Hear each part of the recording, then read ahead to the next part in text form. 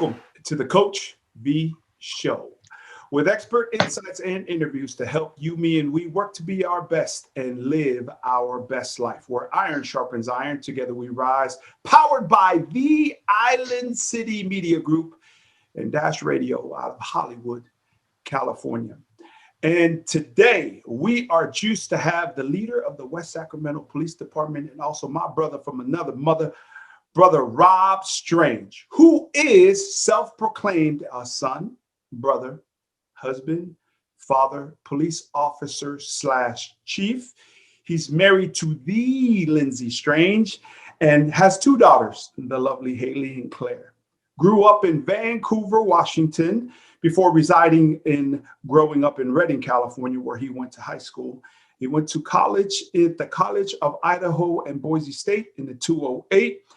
And growing up, he remembers always being very involved in church, where he spent lots of time serving as an altar boy and helping his mom out with Sunday school.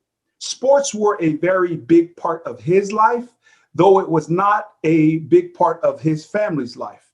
He did not play collegiate athletics, mainly just club rugby, but the lessons learned as a teammate and leader on the field found their way into his professional life.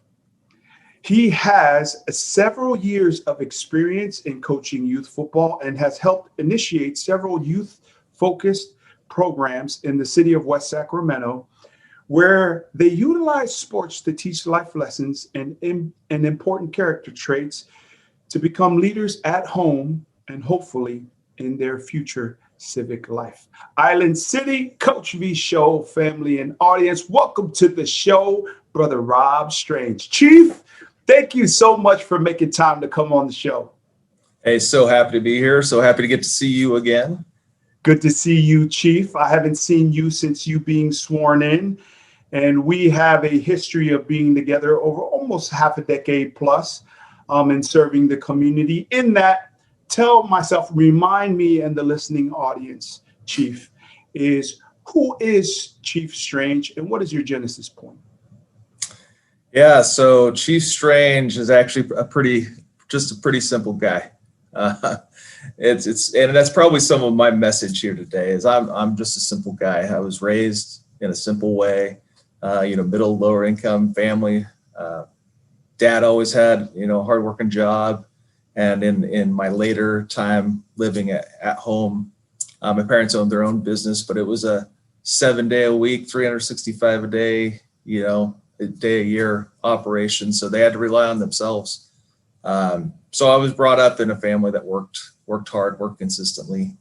Again, like you mentioned, I grew up in Vancouver, Washington, right by Portland, Oregon. So there was lots to learn there, lots of rain fell, and so we played in whatever conditions God gave us, right? Right. And so it rained a lot.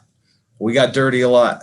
We got out, and it was one of those upbringings where they wanted us out of the house doing something, and come back when you need to eat, and that's about how we lived. So it was fun and adventurous, to say the least.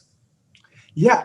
What is that? Because I love how child behavioral models and also psychology child models say that when your kids want to play in the dirt or jump in the puddle, let them. And I read that, being just with our daughter being 4 years old and our son being 2, that's so counter, right? But that's what you guys did. You guys played in the mud, jumped in the puddles. And what are the life lessons you learned from that? Man, I wish I could say I was as open to that with my own kids at times, right. but making the small things just be small things. And I think that is part of the life lesson there is, hey, kids, I'm having to learn this right now. My oldest is a teenager and she is great, but like the room doesn't look the way that I want her room to look. And I think we can all relate to that, right?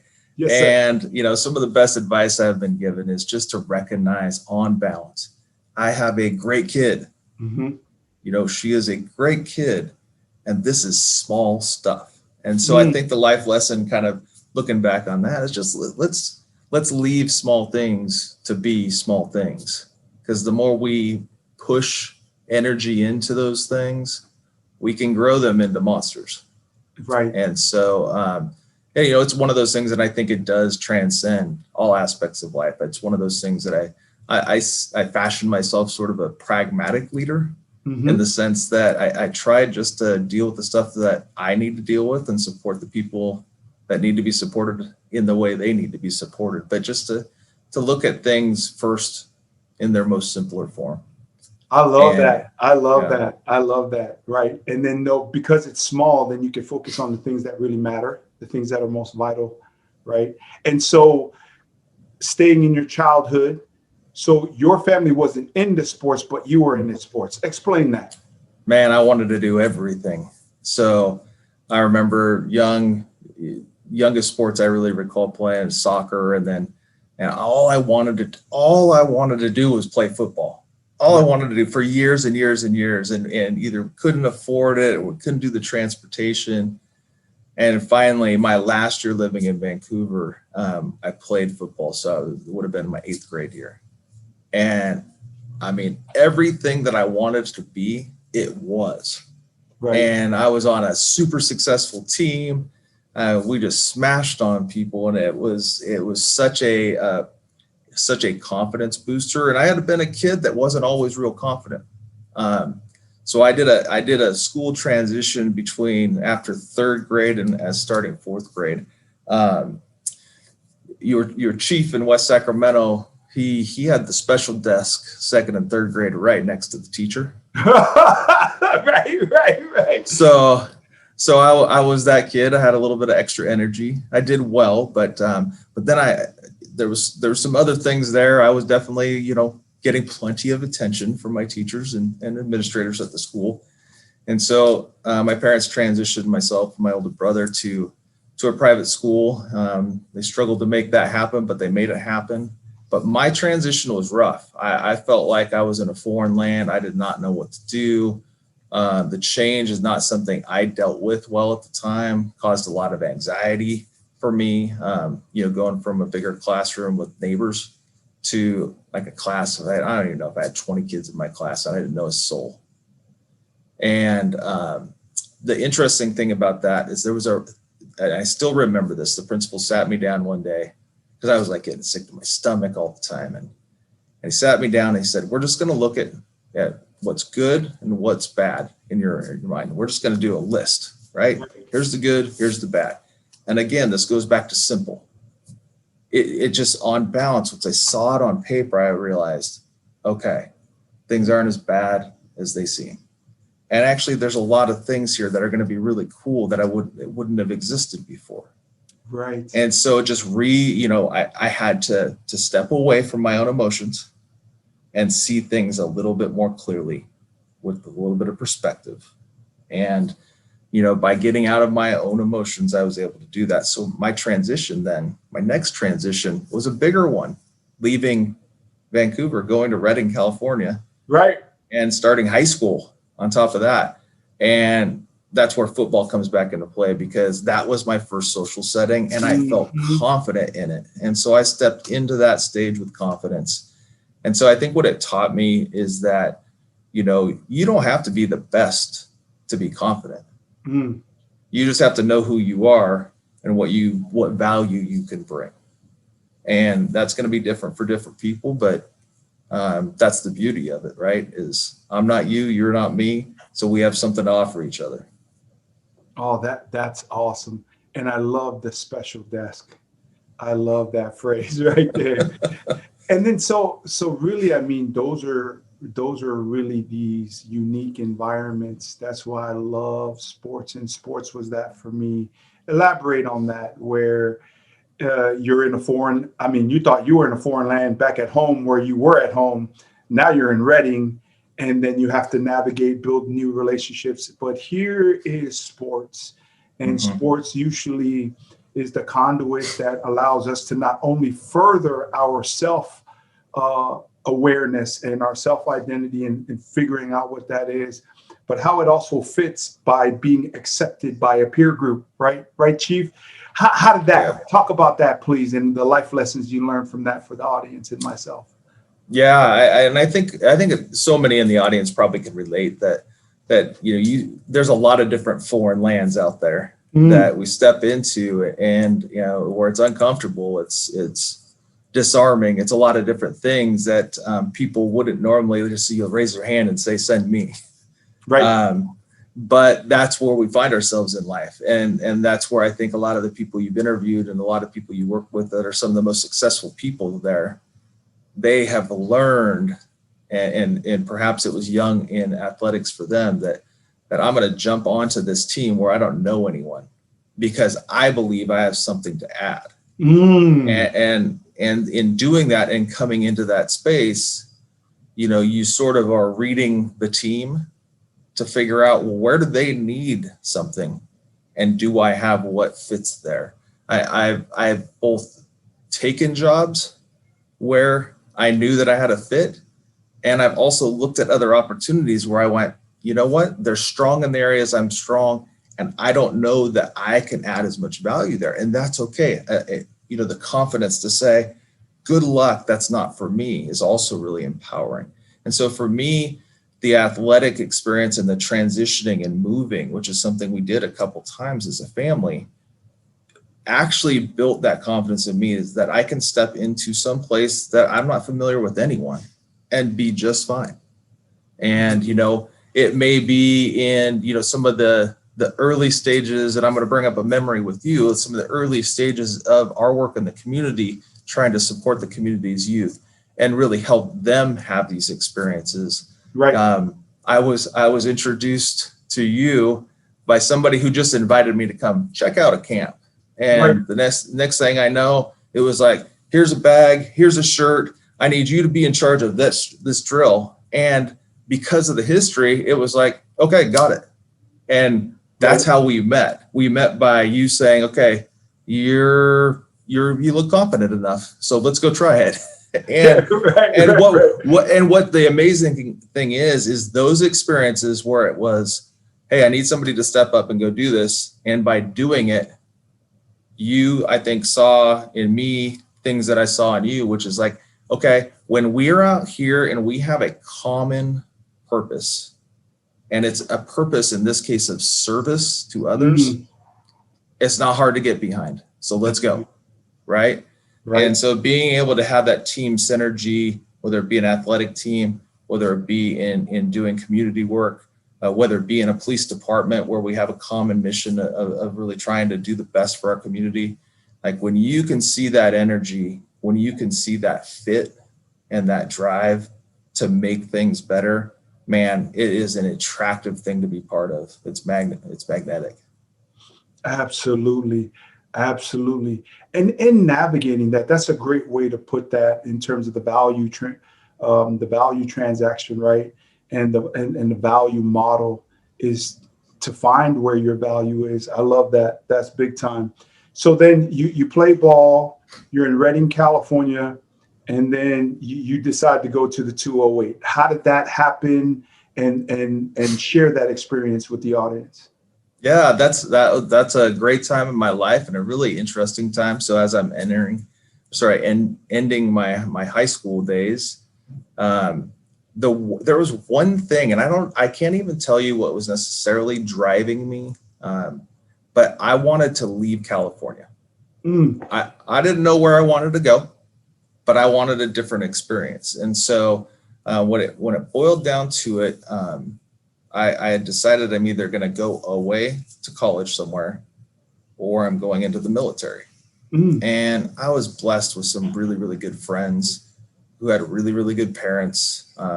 And so one such parent, really, really successful in his career, he pulled me aside and said, why do you want to do these things? And I told him, well, I know what I want to do is serve others. I think I want to be a teacher. And so he said, well, if I was to, and let's, think about the times that have passed, because this is significant. So he said, if I wrote you a check for $10,000 right now, would you go to college? And I said, yeah. He sat there and wrote a check and changed my life and changed my experience.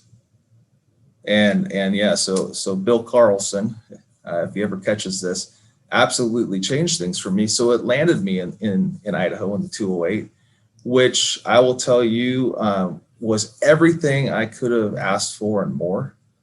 And it probably could have been anywhere, but I left home because I needed to do it on my own. I needed to figure it out on my own. And I knew that, you know, as life went on, I wasn't going to take over my parents' business. I didn't want to. It's not what I wanted for myself. And I didn't know exactly what I wanted to do. I thought I wanted to teach. That's as much conviction I had about what my pathway would be. But I knew I wanted to learn still. I wanted to be a learner. And so I got to College of Idaho, a college at that time, smaller than my high school. Right. And a wonderful experience. So I was there for most of the time I was in college in Idaho. So 3 years there, and then about a year at Boise State. And I learned a lot in the classroom, no doubt, but I learned so much outside of the classroom about myself as a young person, and doing it on my own. You know, it got to the point where for the last year I was working full time, supporting myself, knowing I was taking on some college debt, but hey, that's again the lessons of gambling on yourself. To me, college debt is a gamble on myself, and I think that's a pretty good. I always thought that was a pretty good bet. But doing that, it led me into where I'm at today. So I was working in the juvenile justice system in Boise, Idaho. Okay. So I helped run juvenile work crews in the community. So we'd clean up graffiti, sweep downtown Boise, do some other things like that, work with Mothers Against Drunk Driving. And then I worked for their juvenile hall as well. And it really exposed me to the mentoring side of working with youth and really helping them have hope in what some cases was a very day-to-day, largely hopeless existence. Just because, you know, it makes you realize how blessed some of us are to have the upbringing we have. I might not have had everything, but my parents, they showed up for us. And so it created this different draw for me, a little bit towards the policing profession, but still not a lot, really more for that teaching profession. But my decision to get into law enforcement, I wish I could give you some profound message associated with that, but it sort of went like, hey, buddy from high school who's in the police academy right now, is it cool? Is the academy cool? Right. Yeah, it's cool. I'm like, all right, cool. So do you think being a cop's going to be cool? Yeah, I think it's going to be cool. Right. All right, cool. And I was in the academy a month later. That's just some real talk, right? That's how it happened. But man, it has been amazing. So I've told people, so for the first 10 years, or not the first 10 years, about 10 years of my career, I was a gang investigator. So I was working with gang members, gang families, trying to solve crimes, lots of crimes of violence. But what it showed me and allowed me to really tell people just very earnestly is I'm still a teacher. I'm just teaching in an atypical classroom. Right. So the street and my work became the classroom, and my interactions sometimes were really super mutually enriching to the kids that I dealt with, to the young adults that I dealt with. And tell you, there are, you know, members of, let's just say, a gang community, or more generally, those involved in crime, who frankly, I think had they been started on a different path and had a little bit more hope and a little more consistent support, they would be some of the most successful people out there. Some of them are, right. I hate to say, I mean, they're some of the most charismatic people and leaders that I've met. They're just not using it for good. That's right. They're just right. Yeah, and so doing it differently. Yeah. Yeah. And so, but there's lessons learned there too, of the influence that some can have. And in that sense, I mean, with me, told you a little bit of how I sort of tripped and fell into this, but Right. have really made the most of it. But I think for me, the message would be, and I mean this, I take my role really seriously, but I don't take myself that seriously. I take my role exceptionally seriously, but not myself seriously. And I say that because the reality is, you just heard my description: middle, lower income, made my way through, didn't really have, I couldn't figure things out, just kind of made my way into this profession. And the reality is I'm not that special. I'm not. So when I say that, I don't mean that to be self-deprecating. What I mean is you can do it too. Right. And that's not some cliche thing. No, the things that define me are that I'm focused, that I stay disciplined about the things that I'm trying to achieve, and I finish. Right. There are so many people that can do the first two, but they don't finish. Yeah. Right. And so I think finishing, just that you can be compassionate, you can do all those things, and they're good, but you have to finish. Right. And so I think that's one of the biggest things. And you and I know a guy named Mark Johnson. Yeah. So Mark is somebody that you ran into in the coaching world, in the football world. So I know other people have said it, but when he said it, it really convicted me. And it's one of the things that when it comes to finishing, I think really helps when it comes to perseverance, all those things. It's a get comfortable with being uncomfortable. Comfortable. Yeah. Yeah. The more you do that, the more you put reps in that space of being uncomfortable, the more comfortable you get with it. And the more you're actually pushing forward into spaces that maybe you never imagined being, in really good ways. And so it's one of those mantras that still is on the tip of my tongue oftentimes. That's awesome. That's quite, yeah. And people are like, man, how did you have the ability to go speak at these corporate companies and Fortune 1,500, 100 companies? It was like, I pinch hit for a head coach at a speaking deal, and I've been getting paid to speak ever since. It's not like I planned to be this thing, right, and have these experiences. And from a faith standpoint, I really do, because people are like, well, you don't give yourself enough credit. You have to work for it. God's part of it. And I'm like, if you really know my journey, it's like, I'm just grateful for God's unmerited and undeserved favor that my sorry ass could end up experiencing and living the life that I have currently. And I really feel like the best is yet to come. But I love how it's like in romance, they call it serendipity, right? I mean, and then for you, it's just like, how's the academy? Cool. You think it'd be cool to be a police officer? I think so. Okay. I think I'm in. Right. and I love too, Chief. And I've never felt this from you. I've never felt ego from you ever. From our very first experience to really our day-to-day fellowship in what we do for other people, is that you really are. You don't take yourself serious. But whatever it is that you do, you take serious, and it always ends up at an exceptional level. And then probably, being the chief of West Sacramento is, talk about not take yourself seriously. It's the longest interview maybe in the history of law enforcement interviews of over a year, right? What was that like? Yeah. So waiting around going, come on, guys, I'm right here. Because you're not really like that. And I'm going to come back, but I do remember that in your acceptance speech, and you just being, the formal setting of now passing the torch, where you are now technically in that position with the city manager being there, all these people being there.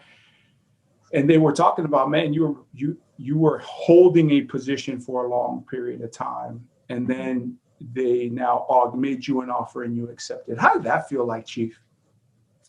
The journey was one that tested me, to be honest. I believe that in many ways, ego can be the enemy. Say that again for the listening audience so we can really let that sink. Say that again. I believe that ego is the enemy.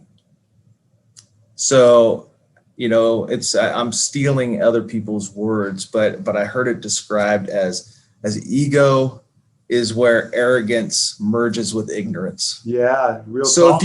if you can think about ego as the enemy with those ingredients of arrogance and ignorance, then you can understand how decisions driven by ego often don't work out very well.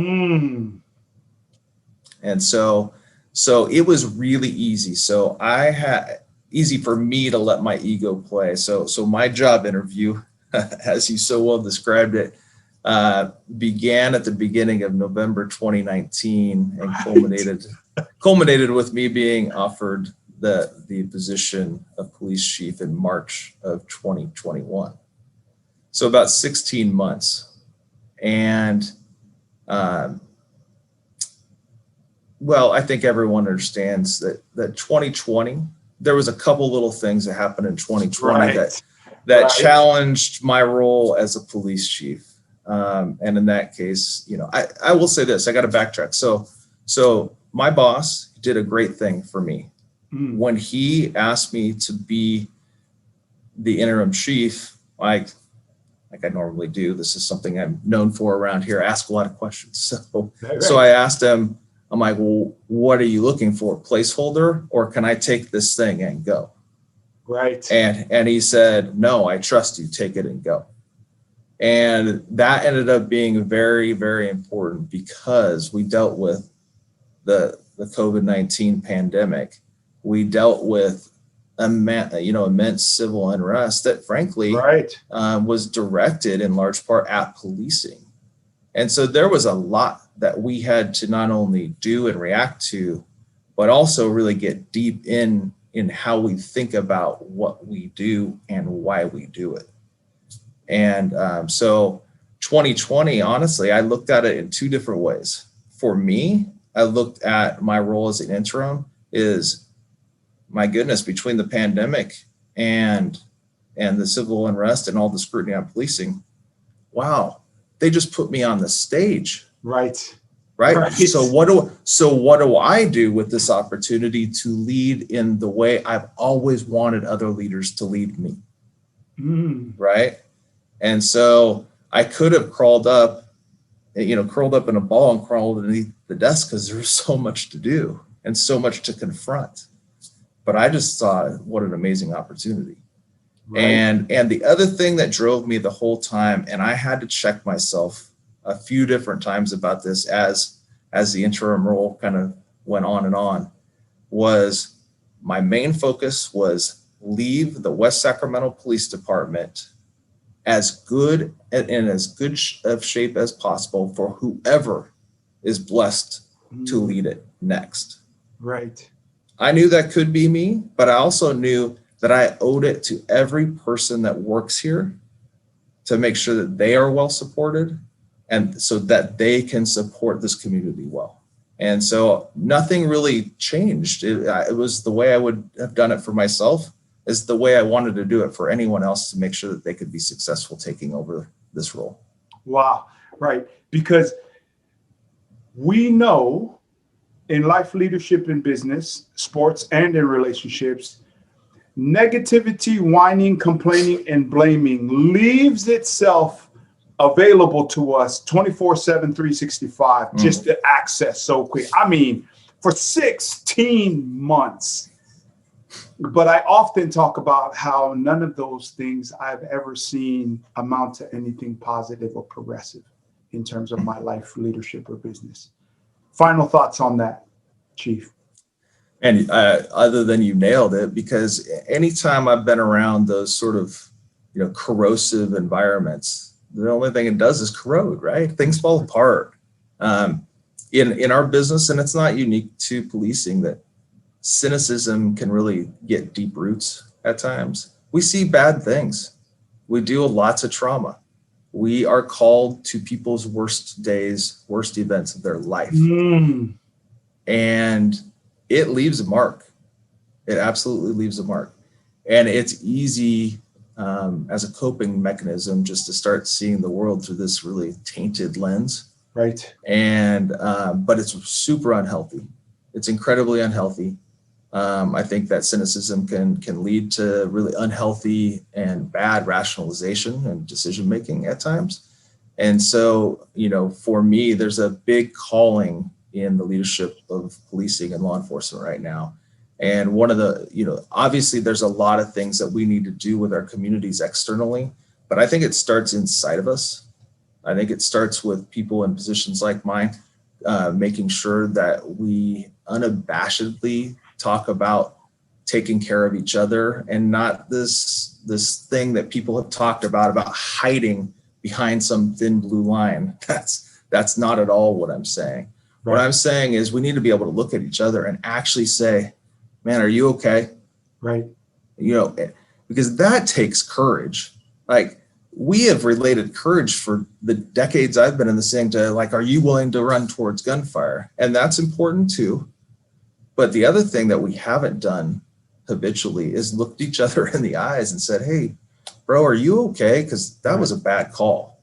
And do you need help? It's okay to not be okay. Right. Really, right. Say that again. Really, it's okay to what, Chief? Say that again. It's okay to not be okay. Okay. Yeah. And there's things that I've seen, and every police officer, by the time they're, I'm almost 25 years in at this point, there's things that we experience that we don't ever wish anyone else has to experience. And we're not looking for people to have pity on us. I think if we're looking for anything, it's like, just give us a little bit of deference, because just like you, we have bad days too. Mm-hmm. And we wish we were more patient at times. Obviously, there are times where when a police officer makes a mistake, there's no turning back. Right. Like, you have to account for those actions. And we have seen that happen, in my opinion, in ways that it absolutely should have happened. When we think about Minnesota, good. Because that, unfortunately, if you think about the impact of one person's bad act, right, it has changed so much in my profession. But I step back, and I think hopefully we're going to talk about this. I step back from that, and I think, it's horrible what happened. Right.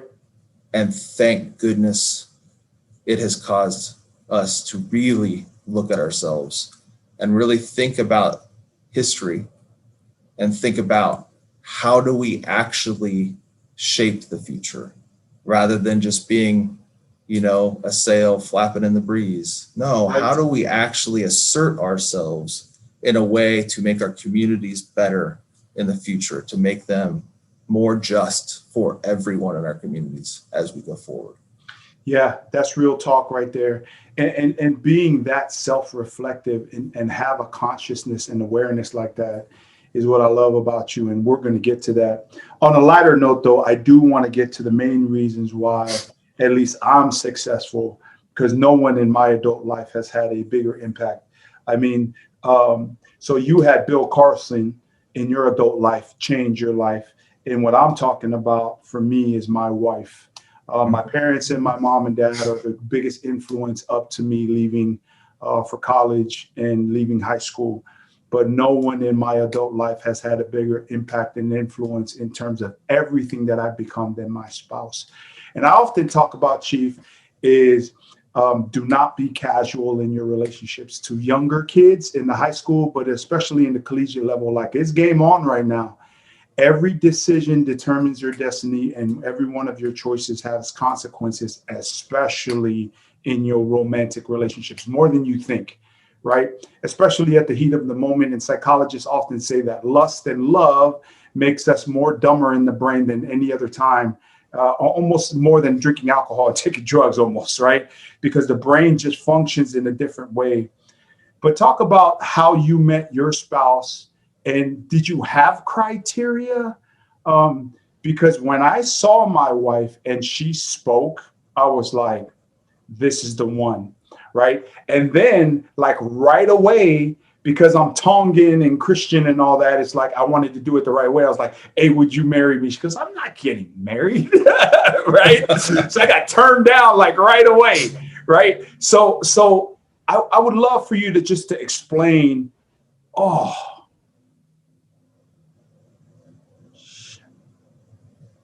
you still there? I'm sorry, Chief. All good. Something just went there. So I would just love for you to explain, like, how did you choose your spouse? Introduce us. I've said it on the bio in reading your bio, but you two are such a dynamic couple, right? In terms, and I've been a keynote speaker at one of her company functions with Umpqua Bank in Oregon, and I've seen how she rolls. I've seen how you roll, and talk about how important it is to not be casual and make sure you choose someone that you're really willing to compromise and not sell yourself out and be something else, but that actually complements you. I mean, how important is that, Chief? And could you touch on that? Man, that's huge. And Lindsay has been just an amazing influence on my life. I know you're speaking of Martha, and I think, we know a little bit about our family, each other's families. And I think many people have told me, and they're absolutely true, that I outkick the coverage. Oh, that, me too. Every day. Oh gosh. Yeah. And it's we just celebrated an anniversary a month ago. And, this conversation comes up again. It's like, Rob, how did this possibly happen? And I don't really have a good answer. I really don't, because my wife is freaking amazing. And, when it comes to even the lessons I've learned in leadership and management, and really about communication, I have learned from this woman who is amazingly patient with me. You have to be with guys like us, right? Because we're doers first, and we try to figure it out along the way, Chief. Is that right? Well, I do, but she is amazing too, because she's got so many talents. She grew up, around a father who was a general contractor. So she's our handyman. She's often the brains behind most of our operations. She's an amazing mom. She's a great professional, in the banking industry. And on top of that, because she doesn't have enough going on apparently in her life, she helps coach softball at a pretty high level. And she's a bodybuilder. She's like, apparently my day has about 20 hours in it. Hers has about 72 because she squeezes all that stuff in there. But she does amazing things for us and our family. She tells our kids a lot that she reminds them that we're a high performing family. And so that means, we handle our business, we finish things, and we sort of adopt little mantras like the 5-minute rule. Like, if that thing in front of you is going to take you less than 5 minutes to do it now. And ways to manufacture more times and days that the kids don't really understand yet what those habits are forming, as far as how that will help their life become more functional and successful. But we're working those little things in, and oftentimes I just find myself taking her lead. But she has been an amazing supporter of me, both through my interim period, but also through other rough patches in my career. I mean, it's an amazing thing to be in this position right now, not only because of the people I have the chance to lead, but also because of the challenge at the time. But if it wasn't for Lindsay, there was a couple of times where, there was at least one time that I even contemplated leaving this profession. It didn't last for long. I had maybe a 24 to 40 hour period where I was really thinking about it. It's like, am I going to put up with this? Does this make sense for me to keep doing, or can I serve it a different way? And it was amazing how, with her help, and just like, it really built a fire back in me to say, no, not quite yet. Like, I know what my pathway is. And just because, people or things are starting to try to put a blockade in front of that, doesn't mean that I don't keep charging. What it might mean is I need to step back, or step to the side, or do some other things to navigate it, rather than just keep hitting my head against the same wall when I can step to the side and walk through a door. right? Figuratively, I have done that when I let my emotions and my ego get involved. And my wife has been an amazing ego check for me. So you know this about me, I can be an emotional person. Right. And I'm absolutely a people person. But sometimes I need somebody or something to say, hey, whoa, just a second, just take a breath, step back, step back one step. And just sometimes you got to let it come to you, not force your will on something. Yeah. And in doing that, the patience can give you clarity. And so you may have just seen an opportunity that's this narrow, and then by stepping back, it suddenly gets wide. You go, wow, there's so much more there that I would have never seen by charging ahead. And so she's been an amazing ego check and has helped me become a better dad, better professional, just better in every way. That's awesome. So what was it? What was it? Was it the uniform? How did you guys meet? How did that work? That would be a great story. You wrote her a ticket, pulled her over. It wasn't that, but I did meet her on a call for service. So she was working at a bank young in her career, and a mutual friend of ours who I had gone on a blind date with, and it just became a friendship, was working next to her and introduced me to her on this call. And she's probably gonna not let me forget this later, but I'm gonna tell the story my way. You can interview her later. Right. But she pursued me after that.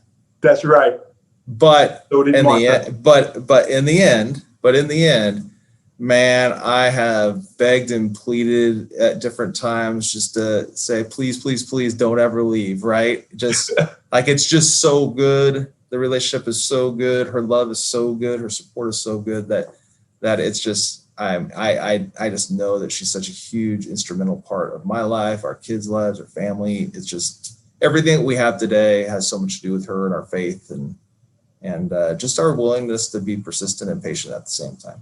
Man, that's awesome. So in that, Chief, what would you say is the Rob Strange message to the world? What's your message to the world, Chief? I think really at the end of the day, it's when it comes to policing, if that's what we're talking about, I would say, we're not as bad as some might think we are. And for us to remember, we're also not as good as we sometimes think we are. And that means that if we all want to have safe communities, that even some that may feel like they have very different opinions on things or even different opinions of each other, we have a common ground. We want to have safe and healthy environments to grow up in, to have our kids grow up in. And so in that sense, we already have a common ground. We just need to come together. Peace is not achieved when we sit at polar ends of each other. And we clearly have trends and popular trends in our community, in our society right now that seem to make people driven to have to choose one opinion or another. Right. And the reality is there's a few people over here. Most of us are right here. Right. We just need to start actually coming together and talking about tough things, because when we do that, there is nothing we won't be able to solve. I mean, as police, we're problem solvers, we're peacekeepers. We do all of that stuff, but we're never as good if we're not doing it in partnership with our communities. And so more than anything, that's what I want is willing partners. We will be willing partners. And I think that the peace and the thriving that we want for our communities, like the ingredients are there in most of our communities. We just need to be willing as individuals and then collectively to step forward into spaces, again, that have been uncomfortable and start getting comfortable with being uncomfortable. I love that. I love that message of community, right? And I was usually on Instagram, right? Community as lowercase com, COMM for come, and then unity in capital, right? Is come together and unite. I love that message, Chief. And then so what about, let's promote. Well, what is West Sac PD? What is the best for West Sacramento as a city and your agency? what is it that we need to know? Like, promote to us what you're doing, what the vision, or what does that look like, Chief? Yeah, I think for us, it's just doing in every act every day, doing what we can to improve lives of West Sacramentans. And so that can take on a lot of different forms. So Right. obviously, we talked earlier about some of the programs that we've started that are focused on youth and families. You have come and spoken at our boxing camp, which is a spring break during the traditional school year. We run a boxing camp that is, as I described to people, it's a boxing camp that's not really about boxing. Right. It's about character, and it's about, important leadership and character traits, and having people come in that are recognized community leaders that can, give a message that kids can hear maybe differently than if it's just a bunch of teachers or cops standing in front of them, or parents. Our kids are not unique in that sense, is that they hear things from other people. It might be the same words that you speak to your kids. They just hear it differently from other people. Real talk. And so we try to just understand that communication piece. And we're also trying to establish trusting relationships with kids at a young age. And I've seen it also change a relationship that maybe even the adults in a family might have with the police, because we're working through their children. And that's a common ground for us too, is all of us want well for the kids in our community. So there's that. There's multiple other things. We do a football clinic with the Invictus Youth Foundation. We do some other things, trunk or treats, things like that. We're just trying to be out there in non-enforcement ways, connecting with people, the youth and adults. Again, I think more importantly, when you think about traditional police work, I want the folks that work here and the people who live here to understand that we are really invested in every single contact that we make in trying to improve the lives of people here. Again, it looks different depending on the circumstance. But if we know that our focus is that mission of improving lives, then I think that there's an understanding that mitigates so much harm that could happen. And that doesn't mean that there aren't, bad, things that we don't want to have to do with use of force situations. But the reality is if we know that we've got to the point where that's what we have to do, that we are left no other choice, then the community also expects us to act decisively and professionally. And all of those things, there's a lot of complexities to balance, but the expectation is that we balance them. We are given so much authority as police officers that it should have an immense amount of scrutiny to match. Right. And so I would just tell people, especially those in my profession, don't be afraid of the scrutiny. If you can stand by your work and you do it professionally, then welcome the scrutiny. Right. And you commented, we talked briefly before this, but the assertions of institutionalized racism in policing is something that I have spoken publicly about, and I've described it as something that's undeniable. You don't have to dissect or dismantle history very far to understand that it absolutely, policing is an institution that has some racist underpinnings to it. Right. But those in this profession need to understand, like, when we talk about history, we're not talking about them, the individual. This is not saying you, Rob Strange, are a racist. Right. That we get to be part of changing things. We don't have to perpetuate those things. And so that's where there are studies out there that show that there's cops leaving this profession in droves. Right. Right. And I think that's unfortunate, because I think there's such a great opportunity right now to build on community and to build and really influence that future of this profession, because this is a profession that I absolutely believe will continue. Right. And I think it's necessary. And I don't think that, despite some loud voices out there, I think the majority of people in most of our communities not only believe that it's a necessary profession, but they also support us. Absolutely.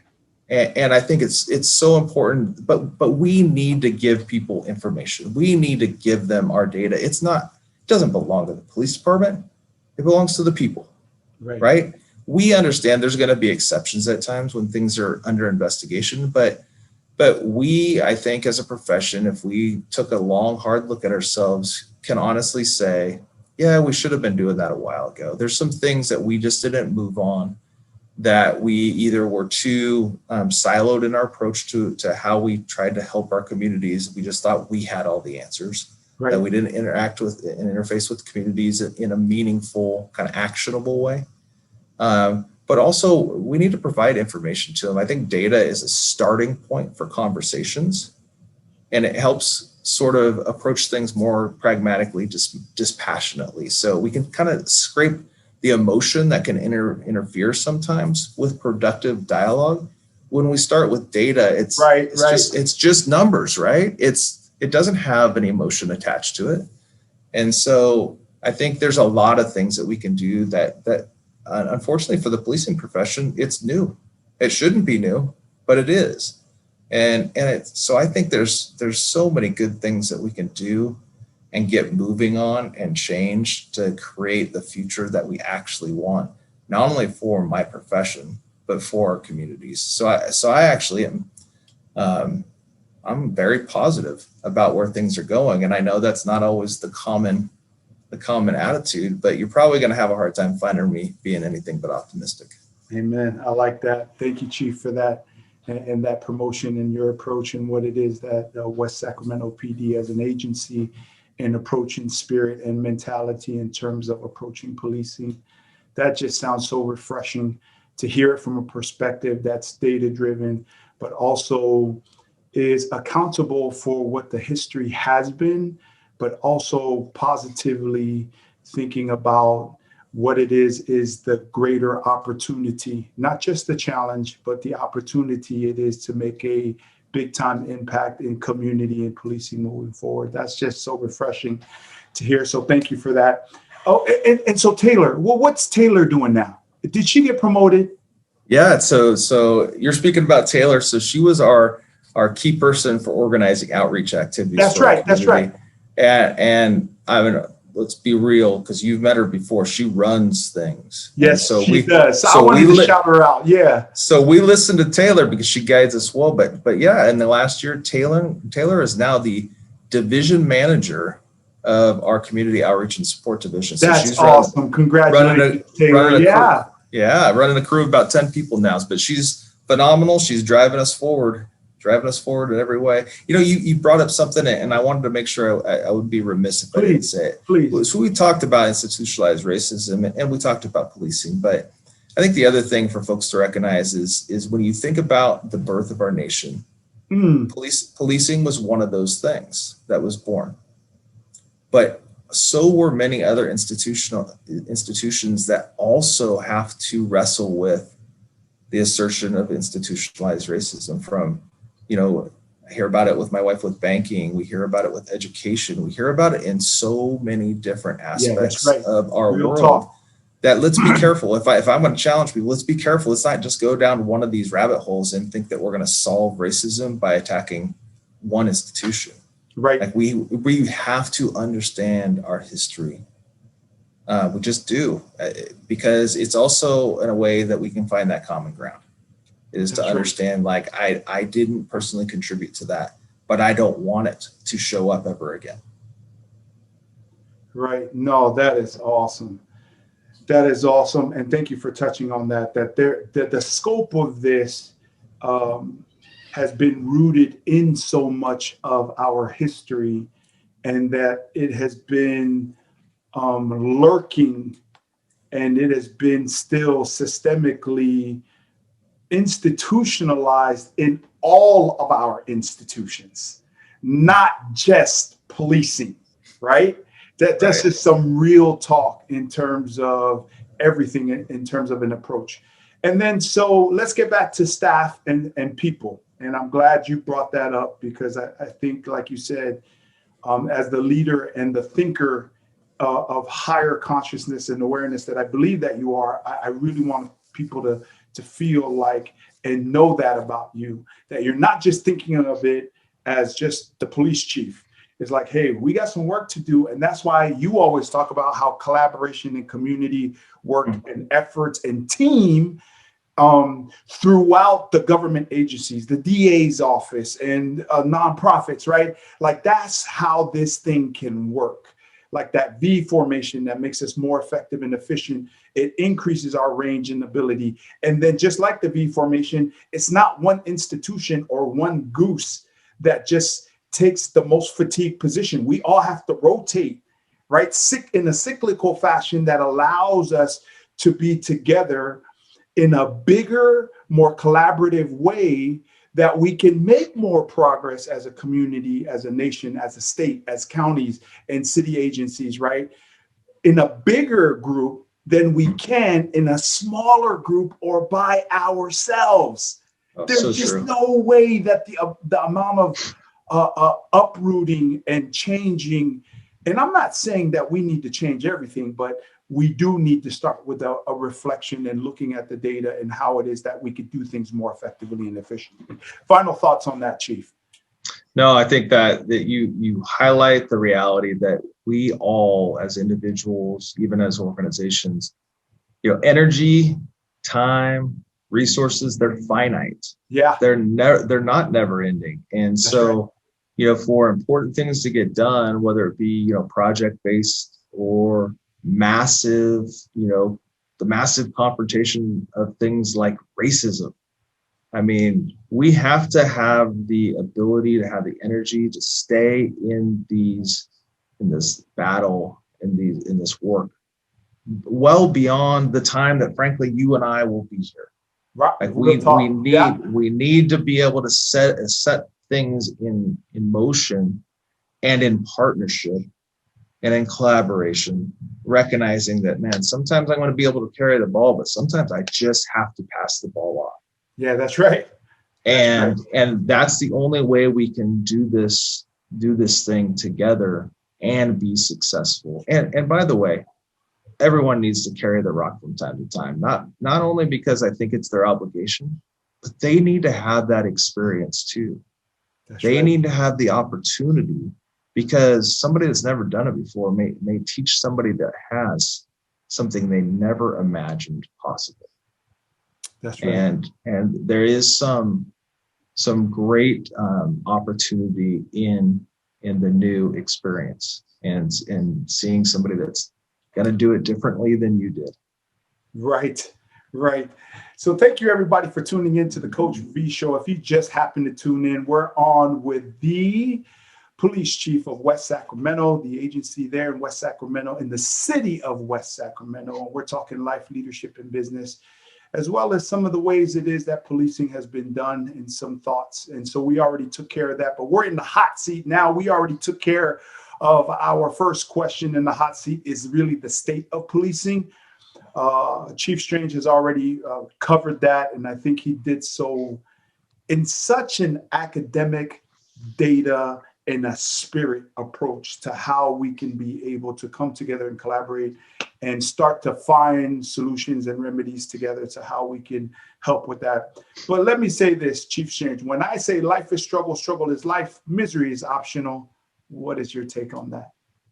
Ooh, I love that one. I've heard you say that several times, and it's taken on different meaning for me over the course of time. Sometimes I just thought, when I was really in my own feelings, it was about my own struggles and little things here and there, maybe even big things. But the thing that I remember, and I remember this even from athletics, and it absolutely translates for me now, is there's sometimes I get stuck. Sometimes I don't actually have much confidence in something that I'm taking on.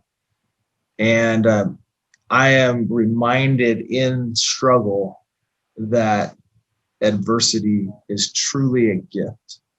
Because when we all, I hope, have experiences where we just struggled, and we can look back on those because we're on the other side of struggle now. And all the lessons learned are so profound and the outcome's so positive on balance that when I think of life as struggle, when you think about misery being optional. Mm-hmm. Like, you have to have the long game in mind. Right. You have to understand that sometimes the journey is the whole prize. It is the whole prize to explore and learn. It's not necessarily some outcome. And so, in the midst of struggle, in the midst of having the choice, which we all do, to be miserable or not, if you choose to be a learner and choose to find the value in everything, you will. You will find that even the toughest critic, the toughest coworker, the toughest boss, you can be miserable working for those people. I've chosen to be at times. Or you can see them as teachers. Right. That are there, placed in your life because, your higher power decided there was something you needed to learn. And so at the end of the day, misery is optional, or you can learn. And I choose to learn now. I've made too many stumbles being miserable in the past because that's what I chose. Man, I love that. So that's our time. I want to thank you, Rob Strange, Chief of West Sacramento PD. Thank you for the time to come in on the Coach V Show. Can we get you back at some point? Can we just do like every 3 quarters or so, just check in with Rob Strange and see what your thoughts are on the world? Absolutely. Yeah, let's do it. I would love to do that. Well, Chief, thank you so much for coming on the show. And thank you, everybody out there that's tuned in here, either on the Dash Radio app on Island City or on my Facebook Live, or if you're tuning in to the premiere on YouTube and also on Spotify on the Coach V podcast that will launch every Tuesday, a new episode in which we just translate all this over into a podcast format. If you haven't done so yet, please like and subscribe to the YouTube channel. Tell me what it is that you think about the show, what kind of guests that you want me to bring on, and what it is that I may have missed and what you like about what you saw here on the show. Thanks again to Rob Strange, and thank you to everyone for tuning in. It is not just for the sake of achieving success that we go through this personal development and looking to become and live our best life, but for the sake of being ourselves and our best self. In doing so, we realize the best of our abilities and that everything and anything that we dream and work for can be achieved. This is how this success coach, keynote speaker, author, and Hollywood radio show host lives, all about faith and family. Grateful for God's amazing grace. From your boy, Chief Strange of the West Sacramento PD, and your boy, Billy Amita Fokta Tapel Avatui Vai. Until next Mana Motivation Monday, we will see you soon. One love and God bless from Chief Strange and Coach V. Peace.